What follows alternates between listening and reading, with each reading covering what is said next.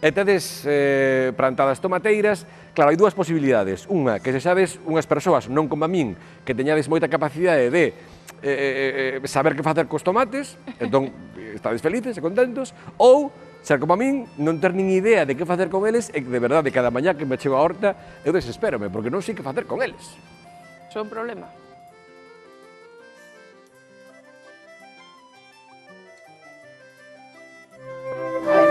Cintia! Bos días!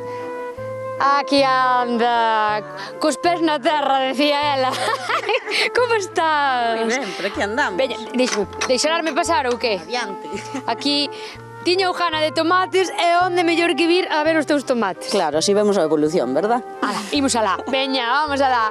Cintia, síntome orgullosa porque estuvemos aquí cando estaban a nacer estes tomates, ora vexos así, xa grandiños da esta cousiña, non? Sí. Que mira pa aquí, Sí, este ano, a verdad, que os temos preciosos. Mira isto non é nin medio normal. Non, eso é máis de medio kilo. Eso é máis de medio kilo de tomate, porque cantas plantas tes ti aquí no invernadoiro? Pois temos 4 líneas de 100 tomates, máis ou menos 400. Sí. Pero como lles afecta a calor? Porque eu sempre teño a idea esa de que a calor lle vai ben aos tomates. Sí, verdad, que todo o mundo este ano, con tanta calor, non sei por que non me maduran os tomates. Pois, resulta que o tomate, para protexerse de tanta calor, cando pasamos de 30 a 35 grados, como que, digamos, que se cerra. Estrésase. Se estresa, chamas así, estrés térmico, e, por exemplo, non produce licopeno, que é o que fai que maduren os tomates, que se poñan de cor porque hai algúns que os vemos verdes aínda. Sí, e este ano estaban moi cargadas as plantas, moi verdes, e a toda a xente dicindo, pero están estupendas, non me maduran. Pois porque se estaba protexendo do calor. Aquí en Vieiteiras, que variedades tedes de tomate? Pois temos o azul, Que é este daqui? que é este, o Jack, que é como que se planta moito no norte porque é moi resistente, dase moi ben. E despois temos o negro de Santiago, que é autóctono de Galicia. Tes unha planta aquí a carón dos tomates, que é? Pois é a alfádega, que combina moi ben cos tomates porque repele o pulgón e a mosca blanca.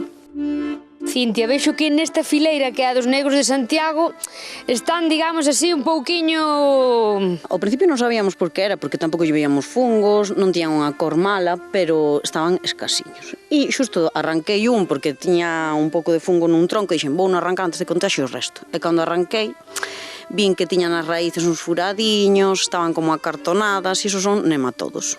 Que ven sendo, pero os que non somos entendidos. Pois son uns bichiños moi pequeniños que atacan as raíces e fan que non poidan absorber os nutrientes e por eso están tan escasiños os pobres. E como podemos facer para conservalo, ademais de facer salsa de tomate?